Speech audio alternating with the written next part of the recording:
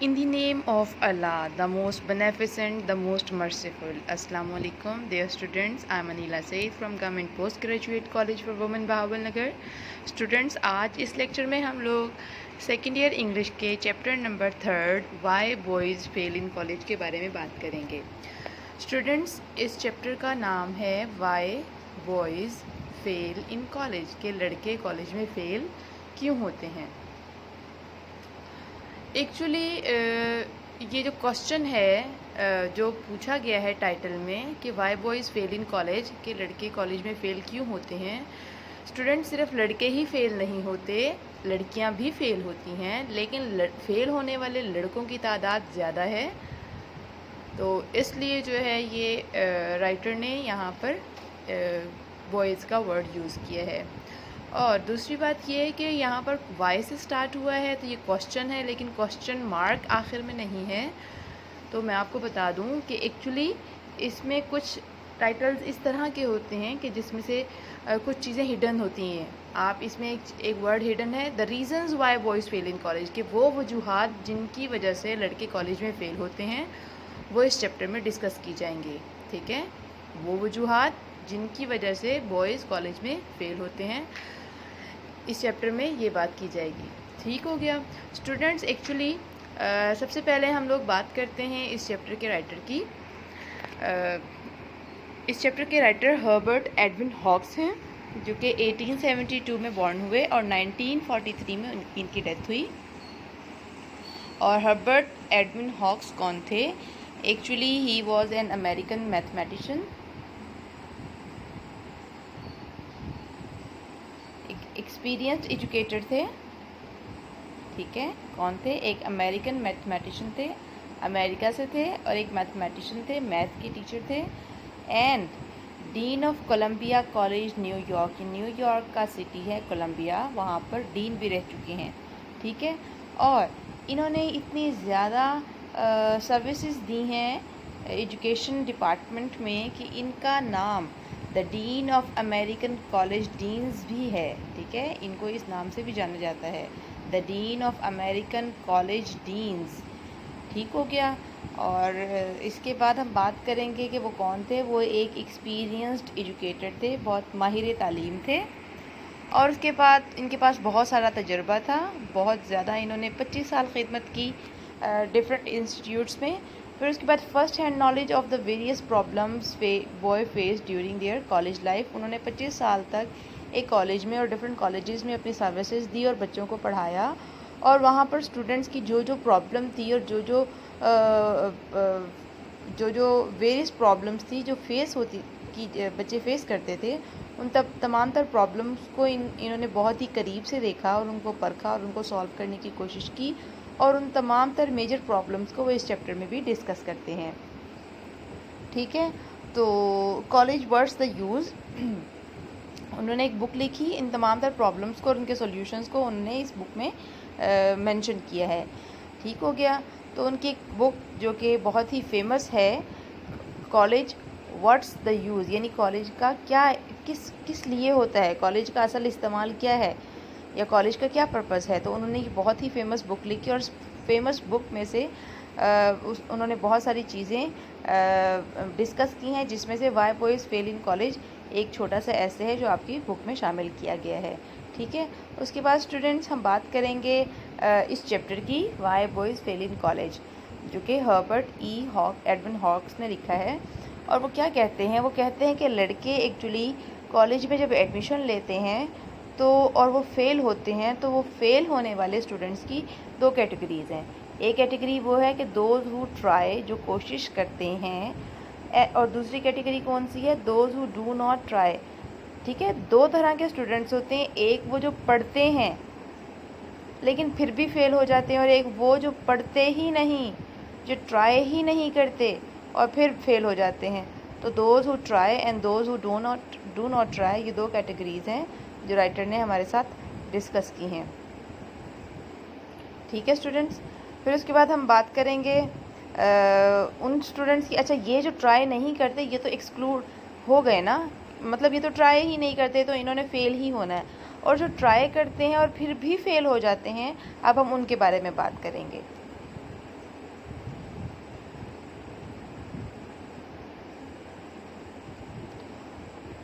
Okay, so students, writer ये कहता है कि वो स्टूडेंट्स जो ट्राई करते हैं और फिर भी फेल हो जाते हैं, वो फेल होने वाले स्टूडेंट्स को 7 कैटेगरीज़ में डिवाइड करता है। वो कहता है कि बहुत सारे स्टूडेंट्स ऐसे होते हैं, नंबर 1 स्टूडेंट्स की वो टाइप होती है जो नर्वस होते हैं, नर्वस हैबिट्स का शिकार होते हैं। दूसरा क्या प्रॉब्लम आ जाता है स्टूडेंट्स की फेलियर का, कि उनका वो गलत सब्जेक्ट्स रख लेते हैं, मिस्टेकन एम्बिशन, उनको अपने एम का ही नहीं पता होता कि उन्होंने क्या करना है, क्या बनना है, तो नर्वस हैबिट्स का शिकार होते हैं। दूसरा प्रॉब्लम क्या होता है कि मिस्टेकन एम्बिशन, गलत सब्जेक्ट्स का सिलेक्शन कर लेते हैं, या उनको अपने एम का ही नहीं पता होता, या उनके पेरेंट्स उनके लिए एक ऐसा एम सिलेक्ट कर लेते हैं जिसमें उनको कोई इंटरेस्ट नहीं होता। फिर उसके बाद प्रॉब्लम 3rd नंबर पर हमारे पास फेलियर की कैटेगरी है ओवर कॉन्फिडेंट स्टूडेंट्स। कुछ स्टूडेंट्स इस तरह के होते हैं जो बहुत ज़्यादा जीनियस होते हैं और बहुत ज़्यादा ज़हीन होते हैं, लेकिन वो ओवर कॉन्फिडेंट हो जाते हैं। वो कहते हैं कि हम तो ये कर लेंगे, लेकिन वो टाइम वेस्ट करते रहते हैं और अल्टीमेटली उनका टाइम इतना ज़्यादा वेस्ट हो जाता है कि लास्ट तक फिर वो उनके लिए चीज़ों को कवर अप करना मुश्किल हो जाता है। फिर उसके बाद आता है एलिंग स्टूडेंट्स, बीमार स्टूडेंट्स। हेल्थ प्रॉब्लम स्टूडेंट्स को फेल करने में बहुत ज़्यादा जो है वो स्टूडेंट्स की फेलियर का रीज़न बनती है। तो health problem is a question mark on the failure of the student. फिर उसके बाद है फाइनेंशियल प्रेशर, मुआशी दबाव, पैसे की कमी, गुर्बत। ठीक है, गुर्बत भी स्टूडेंट्स को फेल करने में, स्टूडेंट्स में हम बॉयज़ की बात कर रहे हैं, ठीक है, तो स्टूडेंट्स और बॉयज़ को फेल करने में गुर्बत भी बहुत अहम किरदार अदा करती है। फिर राइटर कहता है कि 6th नंबर पर आती है वो वाले लड़के जो कि स्पोर्ट्स में, खेलों में और लिटरेरी एक्टिविटीज़ में ज़्यादा दिलचस्पी लेते हैं और पढ़ाई में कम, तो इसीलिए वो फेल हो जाते हैं। और आखिरी जो कैटेगरी है 7th नंबर पर, वो है लेज़ी ब्लफर्स, आवारागर्द, नकम्मे, नखट्टू बच्चे, लड़के जो कॉलेज को सिर्फ मज़ा और फ़न के लिए ज्वाइन करते हैं और उनका पढ़ाई से कोई लेना देना नहीं होता। तो ये 7 कैटेगरीज़ हैं उन स्टूडेंट्स की जो फेल हो जाते हैं कहाँ पर आकर, कॉलेज में आकर। अब इनको हम 1 बाय 1 डिस्कस करेंगे स्टूडेंट्स। सबसे पहले हम डिस्कस करेंगे नर्वस हैबिट्स को। ठीक है, नर्वस हैबिट्स, वो स्टूडेंट्स जो नर्वस हैबिट्स का शिकार होते हैं, अब उनकी तरफ मूव करते हैं। तो नर्वस हैबिट्स, नर्वस का मतलब क्या होता है स्टूडेंट्स? नर्वस का मतलब होता है परेशान होना, किसी बेचैनी में होना, रेस्टलेसनेस। ठीक है, तो वो स्टूडेंट्स, कुछ स्टूडेंट्स ऐसे होते हैं जो जिनसे क्लास में बैठा नहीं जाता, जो क्लास में इंटरेस्ट नहीं लेते, जो ज़्यादा अटेंशन नहीं दे पाते स्टडीज़ की तरफ, वो हमेशा परेशान और बेचैन रहते हैं और वो एक्स्ट्रा प्रोएक्टिव होते हैं। ठीक है, और इस तरह के बहुत सारे स्टूडेंट्स क्लास में नज़र आते हैं जो कि अपनी एनर्जीज़ को कहीं और वेस्ट कर देते हैं, इसको मारा, उसको मारा, ये शरारत की, वहाँ शरारत की, तो वो नर्वस हैबिट्स का शिकार होते हैं, रेस्टलेस होते हैं, उनसे सुकून से क्लास में बैठकर पढ़ा नहीं जाता, वो खुद भी बेचैन होते हैं और दूसरों को भी रेस्टलेस करते हैं। तो इस तरह के स्टूडेंट्स का क्या प्रॉब्लम है कि it is impossible for them to stay at a desk, उनसे डेस्क पर बैठा नहीं जाता, and concentrate on the task assigned, और दिया गया जो काम होता है उस पर उनसे कॉन्सेंट्रेट नहीं हो पाता, उस पर तवज्जो से काम नहीं दिख कर पाते। टीचर ने जो काम असाइन किया होता है वो उनसे होता नहीं है। ठीक है, फिर उसके बाद जो है उनको अगर डांट डपटा जाए तो वो थोड़े से टाइम के लिए, very short span of mental attention, बहुत ही थोड़े टाइम के लिए वो तवज्जो किताब पर रखते हैं, लेकिन फिर जैसे ही उन पर से नज़र हटती है तो वो दोबारा अपने खेल तमाशों में मशगूल हो जाते हैं और अटेंशन अपने सबक पर नहीं दे पाते। ठीक है, और इस तरह के स्टूडेंट्स की प्रॉब्लम और ये होती है कि वो उनके पास बुक्स भी होती हैं, पेंसिल्स भी होती हैं, सब कुछ होता है, लेकिन एक तवज्जो की कमी होती है, अटेंशन की कमी होती है, कॉन्सेंट्रेट नहीं कर पाते। वो पढ़ने के लिए जब बैठते हैं तो उनके माइंड में ख़्याल आता है कि क्यों ना पेंसिल को शार्प किया जाए, और जब वो अपनी एक पेंसिल शार्प करते हैं और वो देखते हैं तो उनकी बाकी तमाम तर पेंसिल्स शार्प करने वाली हैं, तो वो तमाम तर पेंसिल्स को शार्प करके रख लेते हैं, बुक्स पर नाम लिखते हैं, बुक्स को अरेंज करते हैं, lecture wise, subject wise, copies पर नाम लिखना, उनको डेकोरेट करना, अरेंज करना, ज्योमेट्री बॉक्स में हर चीज़ को तैयार करना। तो इस तरह की एक्टिविटीज़ में वो अपना सारा टाइम वेस्ट कर लेते हैं, लेकिन जब पढ़ाई की बारी आती है तब तक वो थक चुके होते हैं और वो पढ़ाई पर तवज्जो नहीं दे पाते। तो arranging the books, sharpening the pencils, ये तमाम तरह एक्टिविटीज़ हैं जिसके अंदर वो अपना बहुत सारा टाइम वेस्ट कर देते हैं। ठीक है, तो और पढ़ नहीं पाते, और ये उनकी नर्वस हैबिट्स हैं। और वो इस तरह की अजीब सी आदतों का शिकार होते हैं। और इस तरह की हैबिट्स कैसे हैंडल हो सकती हैं, कैसे कंट्रोल हो सकती हैं? Such habits can not be uprooted. इस तरह की हैबिट्स को जड़ से उखाड़ कर फेंकना बहुत मुश्किल होता है। हम इन हैबिट्स को ख़त्म नहीं कर सकते। No one can uproot these habits, ठीक है। Such habits can not be uprooted by any one. Even अच्छे से अच्छा टीचर भी इन हैबिट्स को अपरूट नहीं कर सकता। लेकिन लड़के को खुद को हिमसेल्फ, उसको खुद को स्ट्रगल करना होगी, उसको खुद को अपने आप को पुरसकून करने की कोशिश करनी होगी। He must cultivate a pious and calm attitude in his personality. उसको खुद को अपने आप को पैसिफाई, पुरसकून करने की, अपने खुद की अजीब व गरीब ख़यालात पर काबू पाने की ज़रूरत है, ठीक है। यानी ऐसा स्टूडेंट जिसके माइंड में ये तमाम तर बातें हों। और फ़र्ज़ करें एक स्टूडेंट है, मैं एक पर्सनली एक ऐसी स्टूडेंट को जानती हूँ जो कि बिल्कुल ऐसी ही है।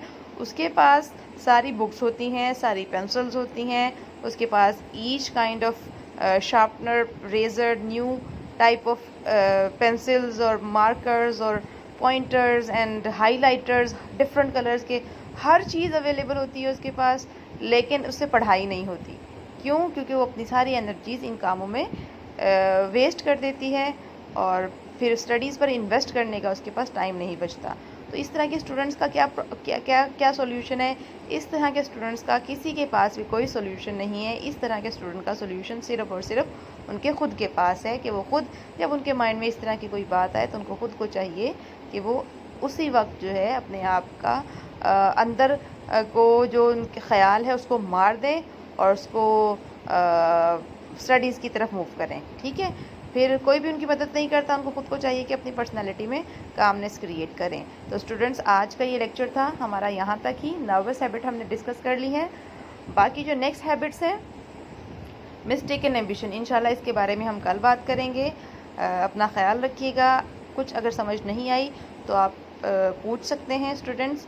और आप लोग अपनी अटेंडेंस ज़रूर अश्योर करवाइए। और स्टूडेंट्स, आप परेशान मत होइए। वो लेक्चर्स जो शुरू के दिनों में अपलोड किए गए थे और आप लोग तब ऐप का यूज़ नहीं जानते थे, तो कोई मसला नहीं, परेशान मत होइए। उन लेक्चर्स को मैं अपलोड फिर से कर दूंगी। नेक्स्ट वीक में इंशाल्लाह वो लेक्चर्स अपलोड कर दिए जाएंगे और आप उन लेक्चर्स को देखिएगा और इन चीज़ों को लर्न करिएगा। और एक और बात, कमेंट सेक्शन में स्टूडेंट्स पूछ रहे हैं कि मैम हमने ट्रांसलेशन करनी है या नहीं। तो बेटा, मैं आपको बता दूं कि हमने ट्रांसलेशन नहीं करनी, क्योंकि ट्रांसलेशन नहीं आनी, ठीक है। हमने इसके क्वेश्चन आंसर्स करने हैं, इसके सिनोनिम्स करने हैं, ठीक है। क्वेश्चन आंसर्स मैं आपको साथ साथ करवा रही हूँ। सिनोनिम्स की एक्सरसाइजेज और मटेरियल मैं आप लोगों को प्रोवाइड करूँगी और टेस्ट सेशन के दौरान उनको हम लोग प्रिपेयर करेंगे, ठीक हो गया। और आप लोगों का काम ये है कि आप लोगों के अभी तक जो चैप्टर्स हो चुके हुए हैं, 2 चैप्टर्स हम कंप्लीट कर चुके हैं, उनके क्वेश्चन आंसर्स आप प्रिपेयर करें। मैंने जो क्वेश्चन आंसर्स प्रोवाइड किए हैं आप ये भी लर्न कर सकते हैं। इसके अलावा आपके पास कोई और हेल्पिंग बुक है जहाँ से आपको ईजी लगता है, आप वहाँ से भी तैयार कर सकते हैं, ठीक है। और लेकिन ज़रूरी है कि आप पढ़ें, कहीं से भी पढ़ें, लेकिन पढ़ें ज़रूर। Don't waste your time any more. और अपना ख्याल रखिएगा। इंशाल्लाह कल फिर मुलाकात होगी। अल्लाह हाफिज़।